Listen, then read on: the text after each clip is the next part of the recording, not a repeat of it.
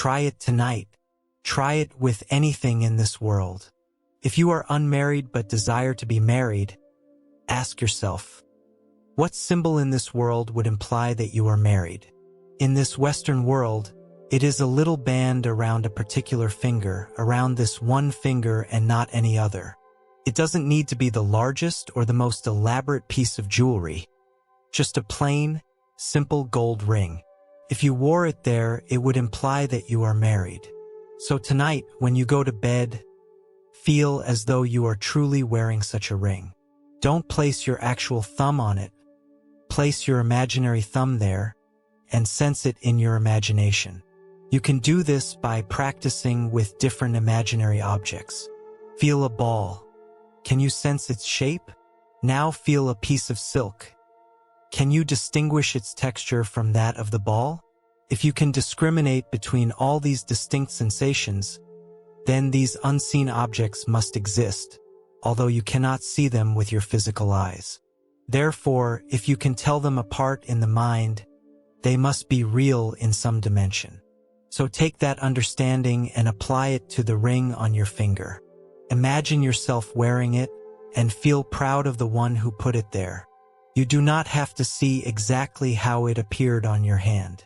Simply know that you would be proud to bear his name, proud of him as a person, and that the ring represents it all. How do I know this works? My wife did exactly that. Indeed, she truly did. One day, she was in the company of someone known to be a sensitive, and that person asked why she had taken off her wedding ring.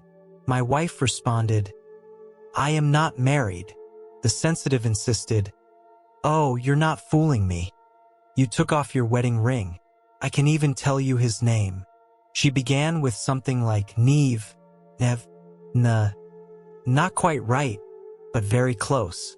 She was picking up what my wife was inwardly feeling and imagining. When I first met my wife, from the very first day, I wanted to marry her. But at the time I was entangled. Oh, was I entangled? Yet by using this law, I disentangled myself without harming anyone, freeing myself from all these complexities. Only then could I legitimately say to her, "Will you marry me?" Meanwhile, in her imagination, she was already wearing the ring. I had not yet placed it on her finger in the physical world, but she permitted me to do so in her consciousness and slept each night as if I had already put it there. So, to all the unmarried ladies and gentlemen who wish to be married, perhaps you do not, but if you do, this is the way. And that special person will emerge from nowhere without any contrived effort on your part. You do not need to buy or find anyone, nor do you need to seek out all the right people. Usually, when you actively go looking for the right one, you end up with the wrong one.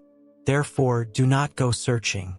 Those who go out looking for love only demonstrate their own lack of it, and loveless people never truly find love. Love is found only by those who are already loving, and they never need to chase it. The moment you love, you naturally draw the lover to you. You do not have to go out seeking. It will come right to you.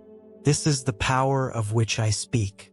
It is the power of the universe, the power that created and continues to sustain the universe.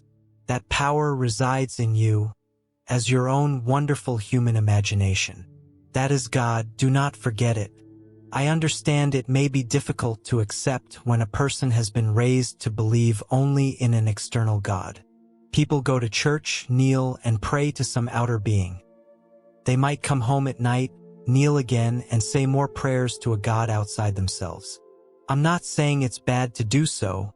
No one is going to condemn you for it. However, I tell you, he is not out there at all. He is within you, intimately within you. And let me assure you, he is absolutely personal, dwelling in the depths of your own being. In Scripture, we read about the rock that begot us, and we are unmindful of it, which might sound like simple metaphor, but it is profoundly true. One afternoon, as I sat in the silence, thinking of nothing in particular, a vision appeared before my eyes. A huge piece of quartz, As I watched, it fragmented into countless small pieces, and then each piece began to reassemble. But it did not reassemble back into a block of quartz.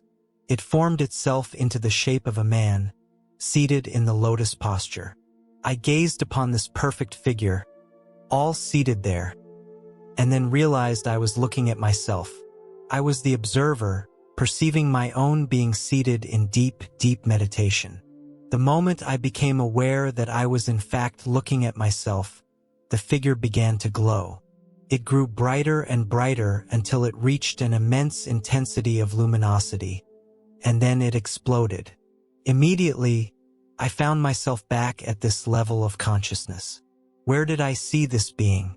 Within me. That being is meditating us into existence.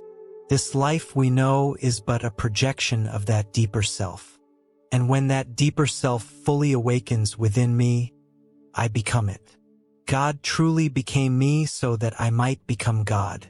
He has put me through all the paces, allowing me to make every kind of mistake, even to fashion a monstrous creation like something I mentioned earlier, and also to create beautiful things.